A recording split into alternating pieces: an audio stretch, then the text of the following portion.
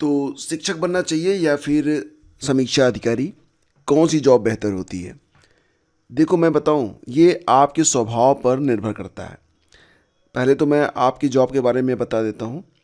TGT और PGT के बारे में आप जानते हैं कि आप यहाँ पर शिक्षक बनेंगे, और जॉब प्रोफाइल वो सेम सेम ही मानी चलिए। दोनों में आपको स्कूल टाइम में अपने पाठ्यक्रम को पूरा करना है, शिक्षण अध्ययन अध्यापन का काम आपको करना है। तो अगर आपकी रुचि में ये चीज़ें शामिल हैं तो बहुत ही बेहतर है।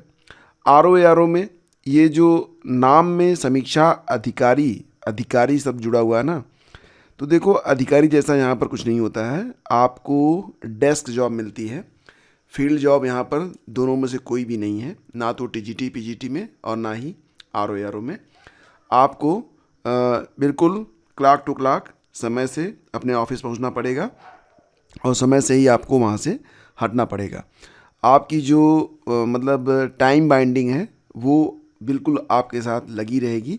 और हाँ, एक बात अलग है कि अगर आपकी कुछ हॉबी है, आप कुछ एक्स्ट्रा मतलब समय चाहते हैं अपनी हॉबीज़ को पूरा करने के लिए, जैसे कि आप घूमना पसंद करते हैं, मूवीज़ पसंद करते हैं, या फिर आप लेखन पसंद करते हैं या कुछ भी, तो ऐसी कंडीशन में आपको थोड़ा सा ज़्यादा समय वो मिलेगा शिक्षण वाले कार्य में। ठीक है, तो अगर आप शिक्षण कार्य में जाते हैं तो थोड़ा सा ज़्यादा समय आप निकाल सकते हैं। ये आपके नेचर पर भी डिपेंड करता है। मैं देखता हूँ बहुत सारे ऐसे भी शिक्षक होते हैं जिनके पास समय बिल्कुल नहीं होता है, क्योंकि जो कार्य उनका जब पूरा होने के बाद जो समय उनका बच जाता है उस समय को वो किसी अन्य कार्य में लगा देते हैं। मैं तो देखता हूँ बहुत सारे लोग ग्रुप बना के, एनजीओ बना के उसमें, या फिर किसी नेताजी के साथ ही लग जाते हैं। तो अपना अपना चरित्र होता है कि किसको क्या करना है।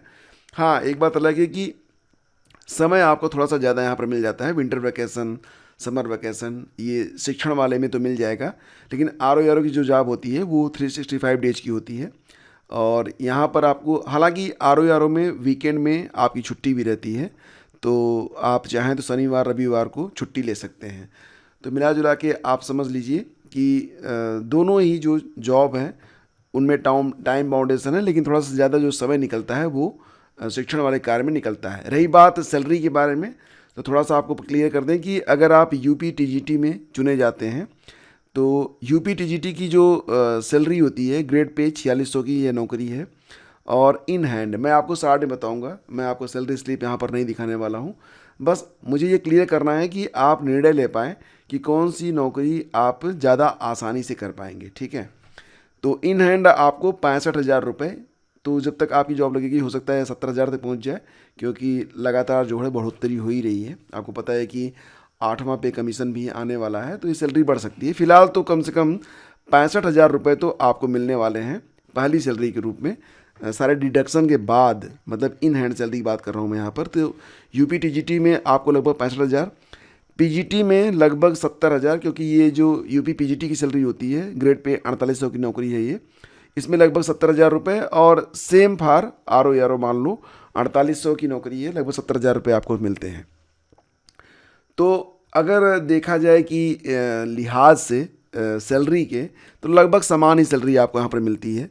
तो टीजीटी और पीजीटी में 4-5 हज़ार का अंतर होता है, तो ये अपना स्वभाव होता है कि किसका खर्चा कितना ज़्यादा है। वैसे 5,000 में तो कोई बहुत फ़र्क पड़ता नहीं है। टीजीटी में सीटें ज़्यादा होती हैं, पीजीटी में कम होती हैं, ये तो आप लोग जानते ही हैं। इस बार जो वैकेंसी आई है उसमें तो और भी कम सीटें हैं, 2022 वाली की बात कर रहा हूँ। आर ओ में भी बहुत सीटें तो नहीं हैं, 411 ही सीटें हैं। वहाँ तो संख्या 1,000 तक पहुँचती है, यहाँ तो संख्या केवल बहुत ही लिमिटेड हो जाती है, 411। उसमें भी रिजर्वेशन कैटेगरी वगैरह अगर लगा के देखेंगे तो आपके लिए बहुत ही लिमिटेड सीटें बचती हैं। तो आप चाहे तैयारी कर रहे हैं टीजीटी पीजीटी की, चाहे आर ओ की, तो बेसिक बातें मैं आपको यहाँ पर क्लियर करना चाहूँगा। सबसे पहले तो आप ये समझिए कि आसान कौन सी है, मतलब कौन सी नौकरी लेना आसान है। तो अगर आप यूपी टीजीटी के बारे में बात करें या फिर यूपी पीजीटी के बारे में बात करें, तो यहाँ पर जो जॉब है वो थोड़ी सी आसान मैं मानता हूँ। कारण ये है ना कि कुल मिला के, जैसे टीजीटी आपका हो गया, तो इसमें 125 प्रश्न आपको 2 घंटे में हल करने पड़ते हैं। और ये 2 घंटे में जो 125 प्रश्न आपके सामने आएंगे ये निर्णायक होंगे। इसमें मैक्सिमम अगर आप मेरिट में आ जाते हैं, वैसे तो अलग अलग विषयों की जो मेरिट होती है वो अलग अलग रहती है, लेकिन आपका टारगेट मैक्सिमम का होना चाहिए। यहाँ पर 125 हैं तो आप 125 का टारगेट लेके चलें, ताकि कम से कम आप 110 115 तक सही कर पाएँ अगर आप सियोरिटी चाहते हैं। क्योंकि जो पेपर का हार्डनेस होता है, किस प्रकार के प्रश्न पूछे जाएंगे, और साथ ही साथ number of seats, number of candidates, सब कुछ तो हाई ही जा रहा है, क्योंकि अब लगातार जो पेपर है ना वो कठिन भी होता जा रहा है। तो मिला जुला के आप मैक्सिमम का टारगेट लेके चलें। अब यहाँ पर मैं आपको टारगेट बस यही दूंगा कि आपका जो सिलेबस है वो अच्छे से तैयार होना चाहिए। लेकिन फिर भी अच्छी बात यूपी टीजीटी में ये होती है कि यहाँ पर केवल आपका जो विषय है केवल यही आपको पढ़ना पड़ता है, ठीक है। चाहे आप टीजीटी के बारे में बात करें, चाहे आप पीजीटी के बारे में बात करें, तो दोनों में ही लीड में आपका विषय ही रहता है। जिस विषय से आप आवेदन करते हैं केवल उसी विषय से आपको जो है यहाँ पर मतलब उसी प्रकार के प्रश्न यहाँ पर आपसे पूछे जाते हैं, ठीक है। जीएस वगैरह का कोई चक्कर नहीं है। लेकिन अगर हम बात करें वहीं पर आरओ के बारे में, तो प्री होती है परीक्षा, प्री के बाद यहाँ पर मेंस की परीक्षा होगी, और इसके बाद यहाँ पर कोई इंटरव्यू नहीं होता है, ठीक है। लेकिन प्री में सेलेक्ट होना ही बड़ा मुश्किल हो जाता है। इस बार आपने देखा था कि कुल लगभग 411 सीटें हैं आरओ की, और उस पर लगभग 11 लाख आवेदन हुए हैं, ठीक है। लेकिन अगर आप देखें यूपी टीजीटी पीजीटी में भी, उसमें भी लगभग 13 लाख आवेदन हुए हैं। लेकिन फिर भी वहाँ पर जो संख्या है वो 1000 में है, यहाँ पर जो संख्या है वो सैकड़े में है। तो यहाँ पर थोड़ी सी आपको कंपटीशन, मेहनत ज़्यादा आपको करनी पड़ेगी। कंपटीशन यहाँ पर ज़्यादा रहता है, प्री में भी और मेंस में भी। और प्री में भी आपका जीएस है प्लस हिंदी है। हालांकि हिंदी का वेटेज प्री में थोड़ा सा कम होता है, केवल 60 नंबर की हिंदी होती है। लेकिन मेंस जो है ना वो जीएस, इसमें जीएस का वेटेज कम है, केवल 120% जीएस से आते हैं। बाकी पूरा जो दारोमदार है वो हिंदी पर ही है, और मिला जुला के 400 नंबर का आपका मेंस होता है। तो 400 में मैक्सिमम यहाँ पर हिंदी का निबंध भी है, हिंदी का ग्रामर भी है, ट्रांसलेशन भी है, और बहुत सारी चीज़ें यहाँ पर हिंदी से संबंधित हैं, ठीक है। तो कौन सी परीक्षा निकालना आसान है, आपने यहाँ पर समझ लिया होगा कि अगर आप आरओ की तरफ जाते हैं तो डेफिनेटली आपको मेहनत ज़्यादा करनी पड़ेगी। और रही बात सैलरी की, तो सैलरी आपको यहाँ पर समान ही मिलने वाली है। अगर आप एक शिक्षक हैं, देखो रही बात यह ना कि मतलब कुछ लोग कहेंगे कि आरओ की नौकरी जो है ये अधिकारी की नौकरी है।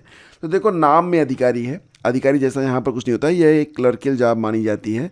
और जो मंत्री वगैरह होते हैं ना वो आपको बड़े बाबू कह के ही बुलाते हैं। यहाँ तक कि यहाँ पर जब आप पहुँच जाएंगे आईएएस लेवल पर भी, तब भी आप इसी प्रकार के काम में रहेंगे। हाँ, यहाँ पर थोड़ा सा ग्रेविटी ज़्यादा होती है। मतलब ये कि अच्छी बात क्या रहती है, तीनों ही जॉब ना लगभग सिक्योर मानी जाती है लोकेशन के हिसाब से। अगर आप चाहें टीजीटी में चुने जाएँ, चाहे पीजीटी में चुने जाएँ, चाहे आरओ में आप चुने जाएँ, जिस शहर में आप रहना चाहें आप मतलब पूरी उम्र आप उसी जगह बिता सकते हैं। जैसे कि अगर आप टीजीटी के तौर पर शिक्षक चुने जाते हैं तो जिस शहर में आप चाहें आप रह सकते हैं। बहुत ज़्यादा ट्रांसफ़र वगैरह नहीं होता है। ट्रांसफ़र एक तरीके से ऐच्छिक होता है, अगर आप चाहें तो ट्रांसफ़र लें, अगर आप चाहें तो ट्रांसफ़र आपका नहीं होता है। लेकिन अगर बात करें वहीं पर आरओ के बारे में, तो यहाँ पर भी आपकी जो जॉब लोकेशन है, आप लखनऊ में रहना चाहें, आप इलाहाबाद में रहना चाहें, जहाँ पर भी आप रहना चाहें, आप रह के पूरी लाइफ जो है जॉब कर सकते हैं।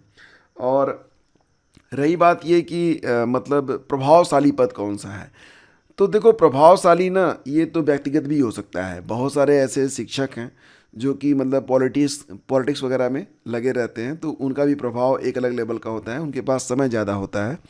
एक तरीके से अगर हम आराम के बारे में बात करें या फिर प्रभाव के बारे में बात करें कि किसमें आराम ज़्यादा है, किसमें प्रभाव ज़्यादा है, तो शिक्षण का जो कार्य होता है ये क्लाक टू क्लाक आप पहुंच जाइए 10 बजे और 4 बजे तक अपना काम करिए। इसके बाद आपके पास समय बचता है। विंटर वैकेशन हो गया, समर वैकेशन हो गया, तो छुट्टियां आपको मिल जाती हैं। थोड़ा समय यहाँ पर आपको ज़्यादा मिलता है अपनी हॉबीज़ के लिए, अपने दैनिक जीवन के लिए। वहीं पर अगर बात करें आरओ के बारे में, तो यहाँ पर भी आपको समय मिलेगा, मैनेज करना चाहेंगे तो मिलेगा। लेकिन कभी कभी होता है ना, कुछ विभाग जो बहुत ही क्रीम होते हैं वहाँ पर तो समय बिल्कुल नहीं मिलता है। अगर आप निर्वाचन विभाग में अगर आप आरओ के तौर पर चुने जाते हैं, तो वहाँ पर जब चुनाव होते हैं उस दौरान थोड़ी सी व्यस्तता ज़्यादा रहती है, अदरवाइज़ वहाँ पर आपको राहत ज़्यादा मिलती है। तो समय के बारे में यही कहूँगा कि आपको साल में 2 बार लंबी छुट्टियाँ शिक्षण वाले कार्य मिल जाती हैं शिक्षक जब आप बनते हैं। लेकिन आरओ में तो 365 आपको मतलब काम करना पड़ता है। वीकेंड में आपको छुट्टी मिल जाती है 2 दिनों की, और वो छुट्टी तो आपको टीजीटी पीजीटी में भी मिल सकती है। तो इस प्रकार से देखा जाए तो थोड़ा सा व्यस्तता जो है RO की ज़्यादा होती है। और यहाँ पर क्योंकि आपकी जो जान पहचान है वो अच्छे अच्छे मंत्रियों से हो जाती है, तो थोड़ा सा ये होता है ना कि अगर आप कहीं फ़ोन वगैरह करेंगे तो आपकी ग्रेविटी थोड़ी सी ज़्यादा रहती है कि हाँ भाई चलो फला का फ़ोन आया था, फला का सचिव बोल रहा था, तो थोड़ा सा नाम में जो है ना प्रभाव है। ठीक है, बाकी आप स्वयं निर्णय ले लीजिए। और वैसे मैं ये कहना चाहूँगा कि अगर समय के लिहाज से देखा जाए तो अगर दोनों ही परीक्षाओं में समान समय बाकी हो तो आसानी से आप क्या क्रैक कर सकते हैं। देखो यहाँ पर डिपेंड करता है आपकी रुचि पर। ठीक है, अगर आपकी विषय में आपकी पकड़ अच्छी है तो आप आसानी से TGT या PGT बन सकते हैं। लेकिन मान लेते हैं कि आपने आज से 15 साल पहले आपने अपना स्नातक पूरा किया था, प्रास्नातक पूरा किया था, और अब आप तैयारी कर रहे हैं TGT और PGT की, और बहुत लंबे समय से आप अपने विषय के टच में नहीं हैं। आप UP PCS दे रहे हैं, RO दे रहे हैं, तो GS के टच में आप ज़्यादा हैं, अपने विषय के टच में नहीं हैं। ऐसी कंडीशन में तो आपका विषय आपको बिल्कुल नया लगेगा, क्योंकि हमारा जो दिमाग है ना वो चीज़ें भूल जाता है। तो मतलब ये आप स्वयं निर्णय लीजिए कि आपको क्या आसान लग रहा है। जिस तरफ आपकी रुचि ज़्यादा हो, जो आपको आसान लगे, उसका चयन करिए। हाँ, एक बात आप लोग से ज़रूर कहना चाहूँगा कि आप दोनों लक्ष्य का पीछा ना करें तो बेहतर होगा, क्योंकि अगर आप 2 खरगोश एक साथ उसका पीछा करने वाले हैं तो दोनों ही हाथ नहीं आने वाले हैं। एक निर्णय तो आपको लेना पड़ेगा कि आप किसकी तरफ जाएंगे, तो जिसमें आपकी ग्रिप ज़्यादा बन रही हो, जिसमें आपकी पकड़ ज़्यादा बन रही हो, कि आप अपने विषय में पारंगत हैं, तो मैं आपको सलाह दूंगा कि आप फिर शिक्षक बनिए। और अगर आपकी पकड़ GS में ज़्यादा है तो आपको मैं राय दूंगा कि आप RO को चुनिए। और एक बात और भी कि अपना नेचर जो है ना वो पहचान लीजिए। अगर आप थोड़ा सा आराम पसंद है, आराम पसंद मतलब ये नहीं कि बस सोते ही रहना पड़ेगा, लेकिन फिर भी जैसे कि ज़्यादा तनाव वाला काम शिक्षण का नहीं होता है। इसमें आपको नौनिहालों से और अच्छे अच्छे विद्यार्थियों से इंटरेक्ट होने का मौका मिलता है। अपना मनपसंद विषय आप पढ़ाते हैं तो आपको मज़ा भी आता है, जबकि वहाँ पर थोड़ा सा पॉलिटिकल प्रेशर आप महसूस करेंगे। कभी कभी तो कुछ मतलब अप्रिय स्थितियाँ भी बनने लगती हैं। तो अपना नेचर पहचान लीजिए और उसके मुताबिक इसका चयन आप कर सकते हैं। तो उम्मीद करता हूँ कि अब आप बिल्कुल क्लियर समझ पा रहे होंगे कि अगर समान समय है तो आपको किसकी तैयारी में लगना चाहिए, आपको शिक्षक बनना चाहिए या फिर RO की तरफ जाना चाहिए। बाकी अगर आपके मन में अभी भी कोई डाउट है ना तो कमेंट करिएगा, मैं आंसर ज़रूर करूँगा। और व्यक्तिगत अगर आप कुछ पूछना चाहते हैं तो आप टेलीग्राम पर सर्च करिएगा लिखकर और मेरा नाम लिख दीजिएगा ज्ञान प्रकाश, GYANPRAKAS लिखिएगा। तो वहाँ पर आप मुझे मैसेज कर पाएंगे, P2P मतलब व्यक्तिगत मैसेज आप मुझे कर पाएंगे। और उत्तर मैं तुरंत तो नहीं देता हूँ, लेकिन फिर भी आपको 24 आवर के अंदर ही आपको आंसर मिल जाएगा। तो ठीक है, तो मिलते हैं आपसे अगले वीडियो में। Thank you.